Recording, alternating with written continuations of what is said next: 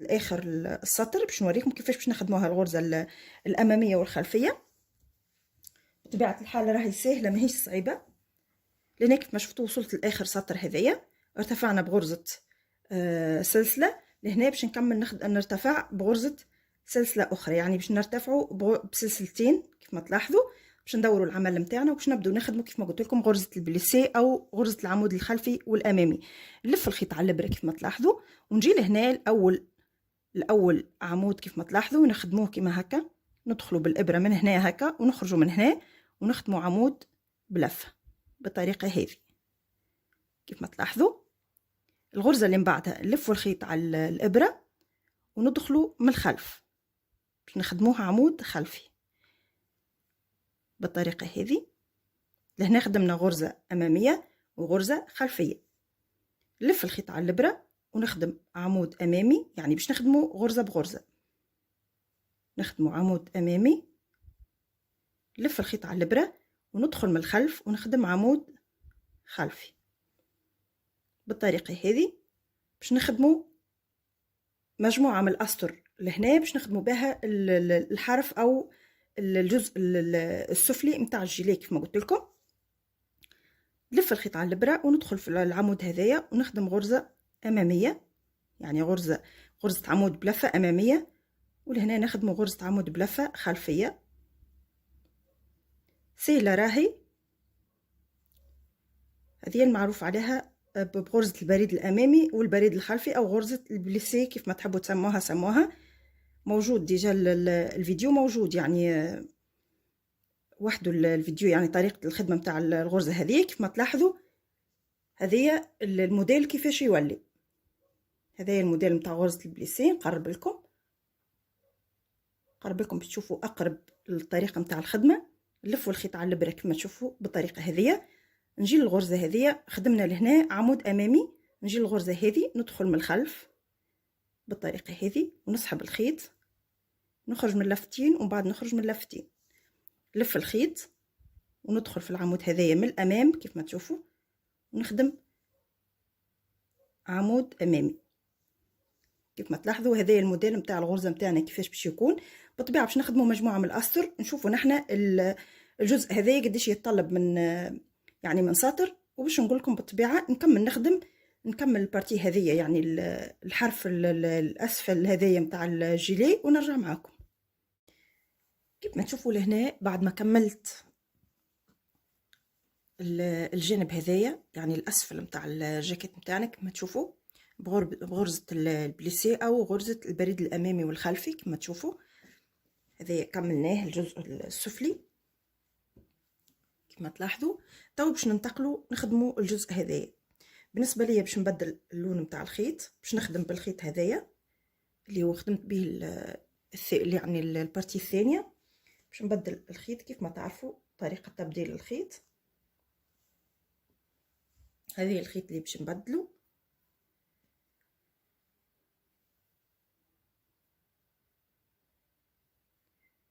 باش نربط الخيط هذايا لهنا هكا،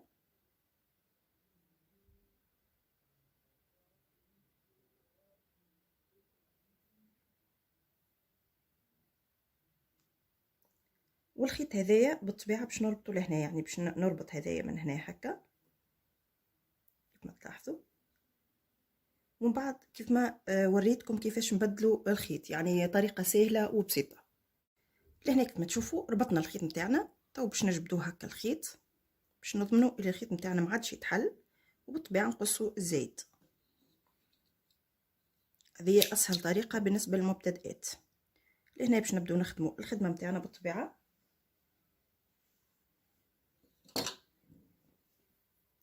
لهنا خدمنا 4 اسطر غرزه العمود الامامي والخلفي، يعني غرزه البريد الامامي والخلفي. 1 2 3 4 اسطر خدمناه. تنجموا تخدموا اكثر انتم والعرض اللي تحبوا عليه. لهنا باش نرتفع غرزتين سلسله هكا، ارتفعت غرزتين سلسله. ولهنا باش نخدم 4 غرز عمود بلفه على حسب الاسطر اللي خدمناهم لهنا. نحاولوا نخدموا 4 غرز عمود بلفة. هذايا نعتبروه عمود. نجي لهنا الأول سطر كما تشوفوا، نخدم لهنا غرزة عمود بلفة، نلف الخيط على الإبرة ولهنا نحاول نخدم غرزة عمود بلفة كما تشوفوا. ظاهرين هما ديجا كل بداية سطر ظاهرة. هذه الغرزة الثانية كما تلاحظوا. نجي لهنا ونخدم الغرزة الثالثة،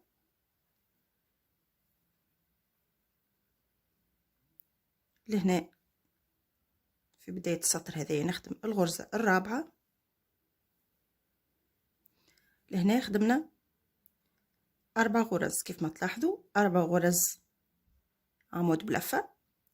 وتوا باش نحاولوا نخدموا على كل سطر، يعني لهنا هكا، لهنا كل بداية سطر نخدموا فيها غرزة عمود بلفة كيف ما تلاحظوا. لهنا هذه بداية السطر، يعني باش ندخل في الغرزة هذيك تنجموا تخدموا راهو لهنا هكا، مثلا تخدموا في وسط الغرزة من هنا، يعني في وسط السطر تنجموا تخدموا في الغرزة هذية. انا باش نحاول نخدم لهنا على الاطراف باش الخدمة تجيني انظف. كيف ما تلاحظوا ندخل لهنا نخدم غرزة بالطريقة هذه، نلف الخيط على الإبرة ونتعدى لهنا نخدم غرزة كيف ما تلاحظوا. اما نحنا يعني باش نحاولوا كل بلاصة باش نخدموا فيها غرزة. شنو باش نعملوا؟ وصلنا لهنا الأربع غرز هذوما كيف ما قلت لكم، نحاولوا نعملوا أكثر عدد ممكن من الغرز. لهنا عنا الغرزة هذه متاع الارتفاع اللي هي غرزة سلسلة اللي ارتفعنا بها، ديما نرتفعوا بها، ندخل في وسطها ونخدموا غرزة، نخدموا غرزة عمود بلفة. لف الخيط ونجي لهنا لبداية السطر، لهنا كما شفتوا نخدم غرزة عمود بلفة، لف الخيط على الإبرة كيف ما تلاحظوا ونجي لهنا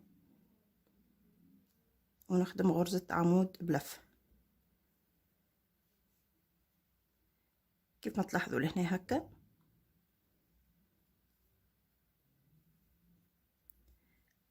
لهنا هذه الغرزة متاع الارتفاع نخدموا في وسطها، تنجموا تخدموا لهنا وتدخلوا لهنا. انا من المستحسن ان كيف ما قلت لكم نخدموا لهنا على الاطراف باش الخدمه متاعنا تجينا نظيفه كيف ما تلاحظوا بالطريقه هذه. يعني باش نخدموا على الجانب هذايا الجانب الامامي، باش نخدم انا كل سطر فيه غرزه لين نوصل الاخر عمود خدمناه لهنا، يعني الاخر غرزه لهنا في الرقبه ونرجع معاكم. كيف ما تشوفوا لهنا خدمت على طول الخط هكا غرزة عمود بلفة. وصلت توا لهنا المنطقة الرقبة. كيفاش باش نعملو؟ نلف الخيط على الإبرة ونخدم لهنا، ندخل لهنا في الفراغ هذايا نخدم غرزة عمود بلفة، نجي لهنا نخدم غرزة عمود بلفة، ولهنا غرزة عمود بلفة بالطريقة هذه.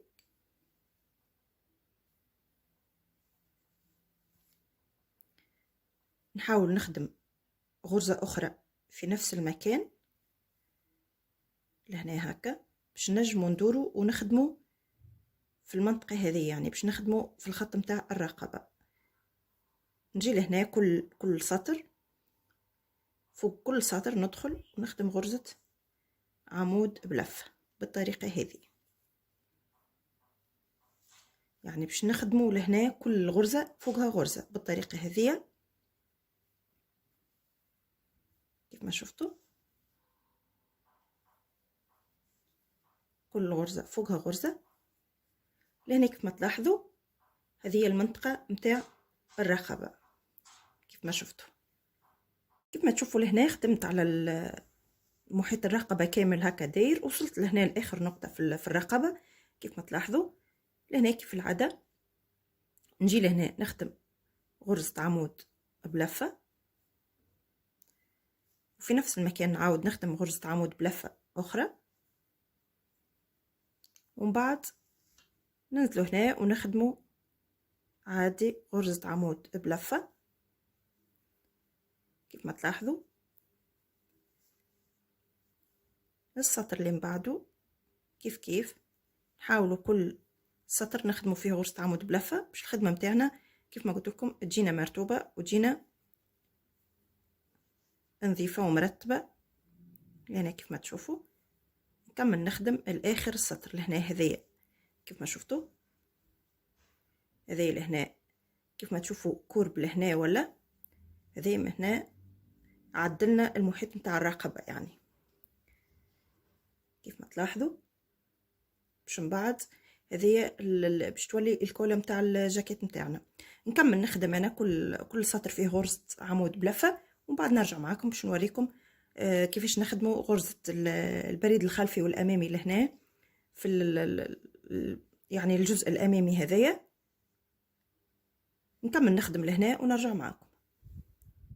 كيف ما تشوفوا لهنا وصلت لاخر السطر كيف ما تلاحظوا باش نرتفعوا غرزتين سلسلة وندوروا العمل وتو باش نبدو نخدموا غرزة البريد الخلفي والبريد الامامي. اول حاجة نبدو بها لهنا اللي هي البريد الامامي. اول حاجة نبدو نخدموا بالبريد الامامي يعني غرزة عمود بلفة بريد امامي نلفوا الخيط على الابرة وندخلوا من الخلف نخدموا غرزة بريد خلفي. نلفوا الخيط على الابرة وندخلوا في الغرزة هذيا نخدموا بريد امامي. نلف الخيط على الابرة وندخلوا من الخلف ونخدموا غرزة بريد خلفي بالطريقة هذه.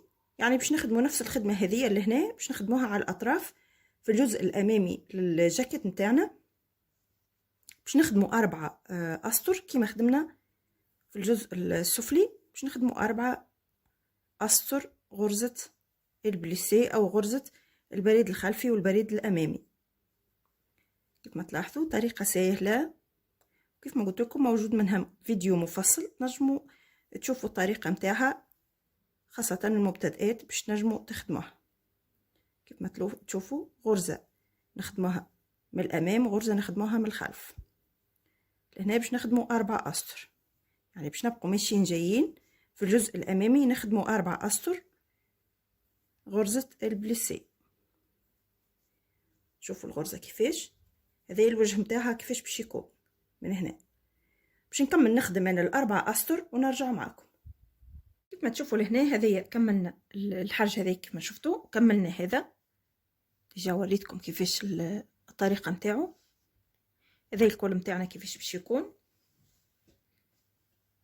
خاطر باش تقفل القفله لهنا باش يتسكر بقفله لهنا باش يكون هكا الموديل نتاعو باش يكون هكا.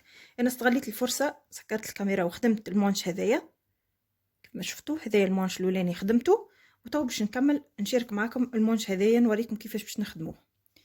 يعني هذايا هو نفسه باش نخدموه لهنا ونكونوا كملنا الجيلي نتاعنا باش نركب لها القفالي نتاعها. وبالطبيعه اذا تحبوا مثلا نجيب هكا تعملوا فيها جيب تنجموا تعملوا فيها جيب. باش نكمل انا المونش هذايا ومن بعد نرجع باش نكمل نحط لها المقافل او الا القفالي كل واحد كيفاش يسميهم. المهم لهنا باش نوريكم الطريقه كيفاش باش نخدموا المونش هذايا اللي هو الكول. بالطبيعه بدينا باللون هذايا اللي هو هذا باش نكمل به بالطبيعه واذا ما يكفينيش عندي الثانيه. المهم لهنا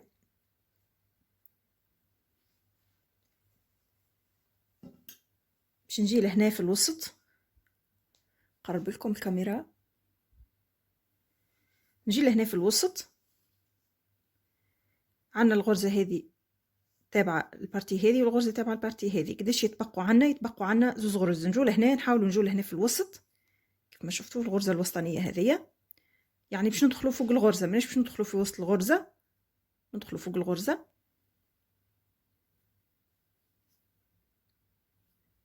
يعني ندخلوا فوق العمود كيف ما شفتوا وتنجموا تدخلوا في وسطها راهم فماش حتى مشكل فماش حتى فرق راهو تنجموا حتى تدخلوا من هنا. ها باش نوريكم تاخذوا الخيط نتاعكم بالطريقه هذه تدخلوا في الغرزه هذه في الوسط نشدوا الخيط نتاعنا هكا ونخدموا غرزه سلسله باش نثبتوا بها الخيط نتاعنا. الخيط هذايا باش نمشوه مع الخدمه باش من بعد تبدا الخدمه متاعنا مرتوبه باهي. خدمنا الغرزه الاولانيه هذيك ثبتنا بها الخيط، نخدم 1 2، يعني تو عندي لهنا 3 غرز سلسله ارتفعت بهم. نبدو لهنا نخدمو كل غرزه فوقها غرزه كيف ما تشوفوا. وبالطبيعه الخيط هذايا نبقوا ديما هكا نجروا فيه مع الخدمه، نبدو نهزوا فيه مع الخدمه باش يعني يبقى تحت الخدمه وفي نفس الوقت ما يتحللناش. نجو لهنا نخدمو غرزه، الخيط ديما يتبع، اللي من بعدها نخدمو غرزه، يعني فوق كل غرزه نخدمو غرزه لهنا كيف كيف. طب باش ندخلو فوق الغرز، يعني فوق غرزه العمود لهنا فوق الغرزه.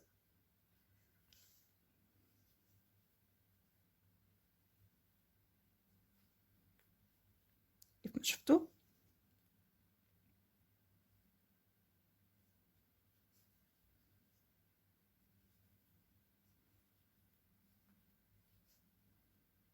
كل غرزه فوقها غرزه كيف ما تعرفوا. باش نكملوا بنفس الطريقه هذه لين نوصلوا حتى لهنا للعمود هذا اللي ارتفعنا به، يعني نكملوا نخدموا بنفس الخدمه، كل غرزه فوقها غرزه من غير ما نعملوا لا تزايد لا تناقص. نفس الغرز هما هذوكم بيدهم باش نخدموا عليهم.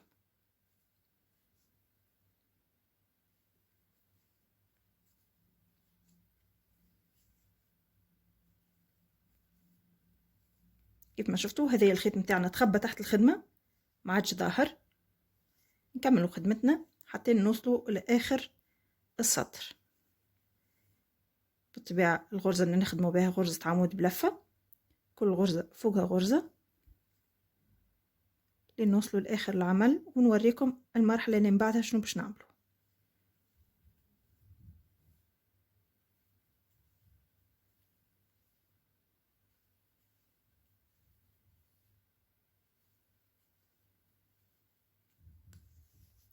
بالطريقه هذه نكملوا نخدموا نوصل لهنا ونرجع معكم.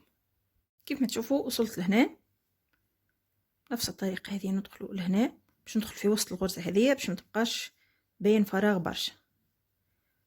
اللي من بعدها كيف كيف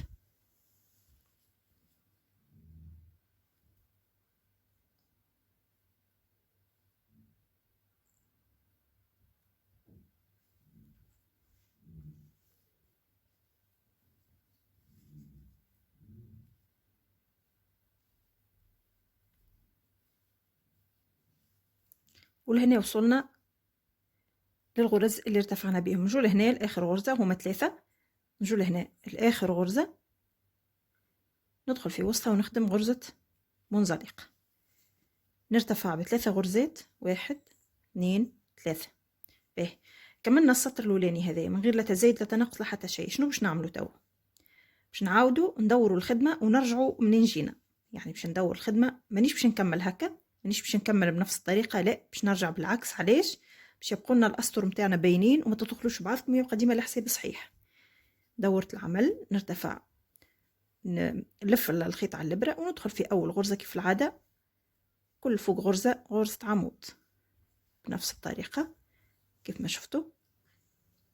الخطوه الاهم لهنا في الكم انك وقت اللي تكمل الغرزه ترجع بالعكس، ما تكملش لقدام، لازمك ترجع بالعكس باش يبقى ديما الحساب باين وسهل، وفي نفس الوقت الغرز نتاعك يبقوا باينين. اذا باش تكمل ديريكت يعني تبقى في نفس الاتجاه تكمل تختم، الغرز نتاعكم يضيعوا اصلا في الخدمه، وحتى في الحساب ما عادش تنجموا تحسبوا الاسطر، خاطر نحن باش نخدموهم بالاسطر. لهنا يعني باش نكمل نخدم بنفس الطريقه.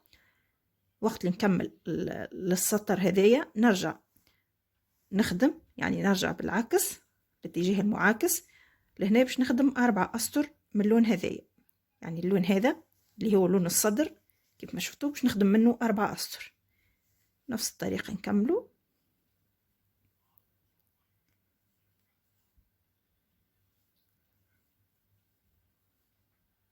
بالنسبة للغرزة هذه سهلة، أي واحد ينجم يخدمها، حتى المبتدئات ينجموا يخدموها.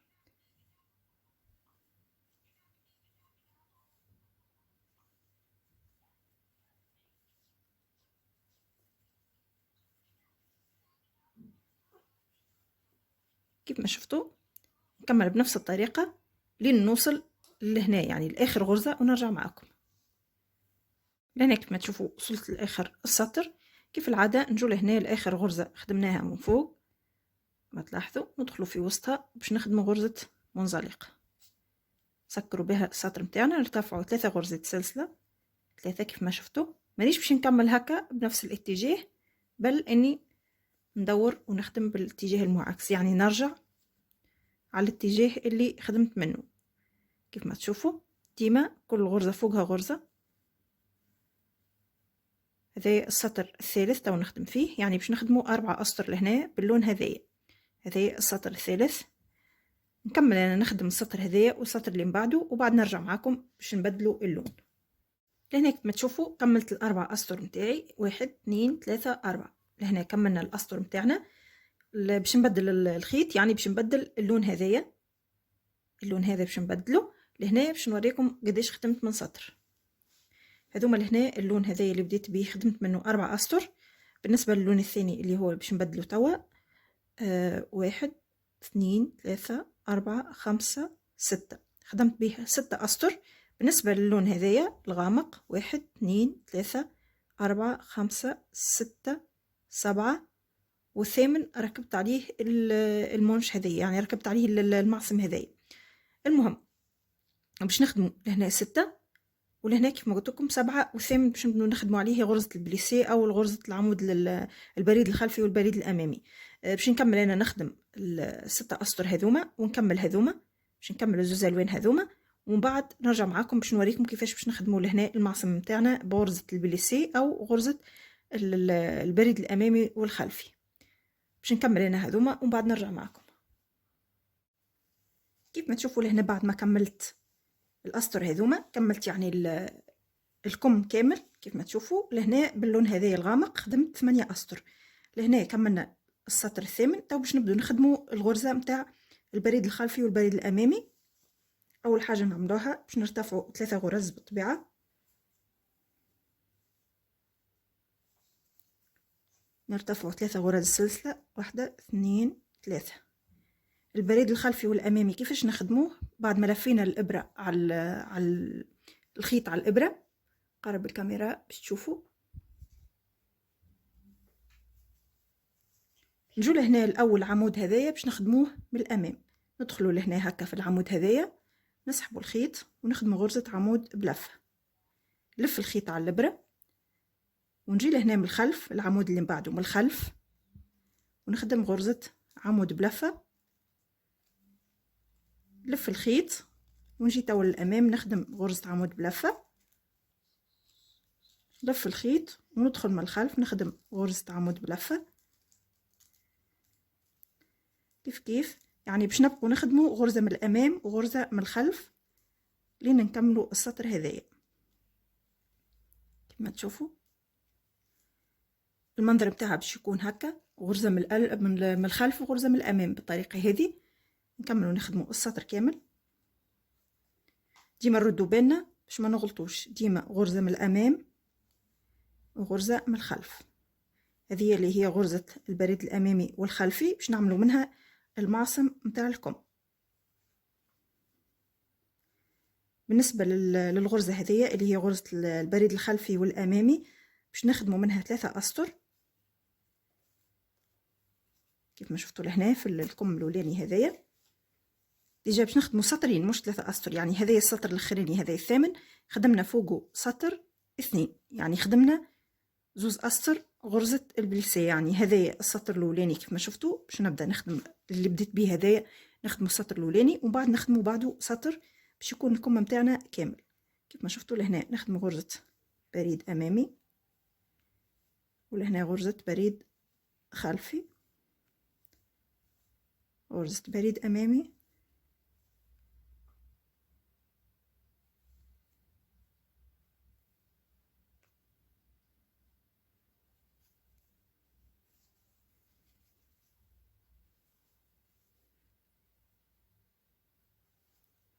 غرزة بريد خلفي.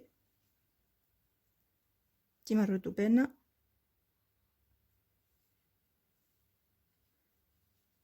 غرزة بريد أمامي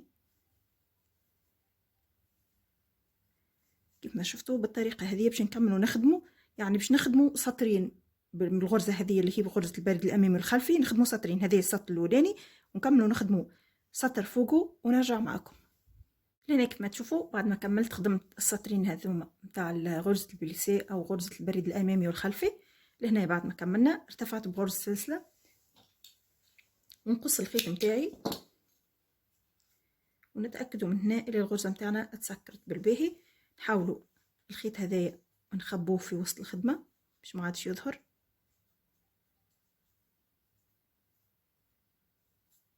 ندخلوا في وسط السلاسل هذوما اللي من فوق، نحاولوا هكا نخبوه.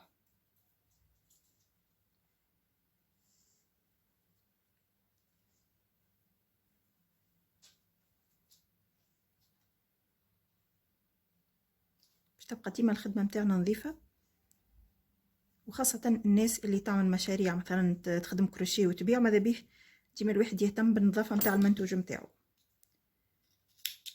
كيف ما شفتوا قصيت لهنا وصلت حتى لهنا. هذه الجيلي نتاعنا تو بقى لي كان باش نركب لها الاقفال نتاعها هذوما. هذه الجاكيت نتاعنا او الجيلي نتاعنا كامله. هذا الشكل نتاعها، هذا المونش الاولاني وهذا الثاني.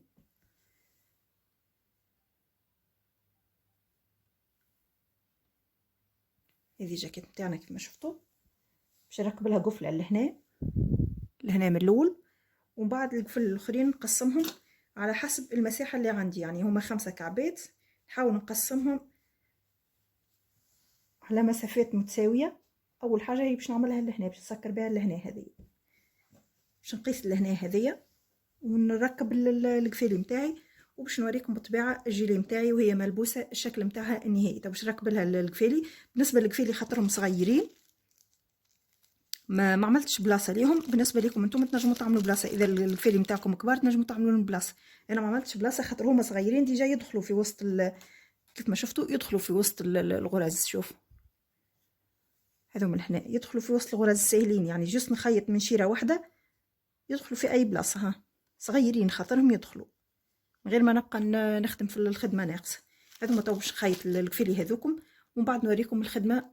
بعد ما نكمل نوريكم الجيلي وهي ملبوسه باش نلبسها لبنتي بالطبيعه، نوريكم الموديل نتاعها والشكل النهائي نتاعها وهي ملبوسه.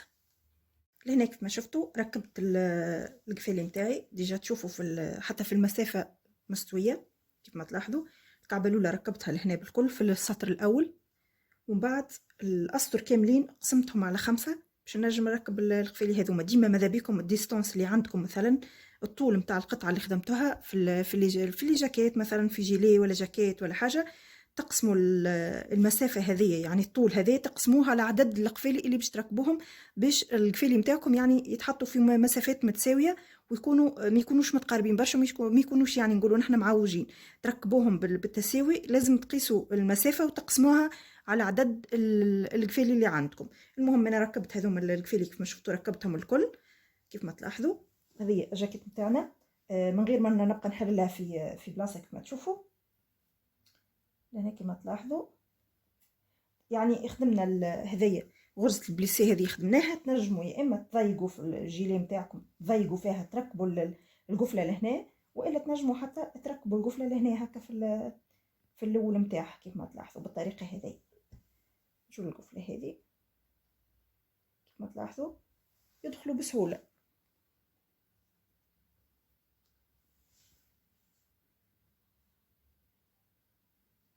هذه الجاكيت نتاعنا كيف ما شفتوا مقفوله كيف ما تلاحظوا. هذه الجاكيت نتاعنا هذا الشكل النهائي نتاعها، وتو باش نوريه لكم وهي ملبوسه ان شاء الله. وان شاء الله الموديل هذايا يعجبكم بالطبيعه. باش نوريكم تو الجاكيت هذه ملبوسه واعطوني رايكم في التعليق. هي كيف ما تشوفوا الجيلي نتاعنا هذوما القفالي. هذا لي مونش تنجموا راهو تزيدوا فيها حتى كان قصيتها انا هكا، كان قصيتها هكا تكون قصيره تنجموا راهو تزيدوا فيها، فماش حتى مشكل. هذه تتزاد يعني ما فماش حتى مشكل، تنجموا تطولوها حتى لهنا. هذا المونش كيف ما شفتوا مرتاح من هنا كلدر. هذا مرتاح من هنا كيف ما شفتوا. هذا كيف دون هذا الظهر متاعها كيف ما شفتوا، وهذا الطول متاعها حتى للوين.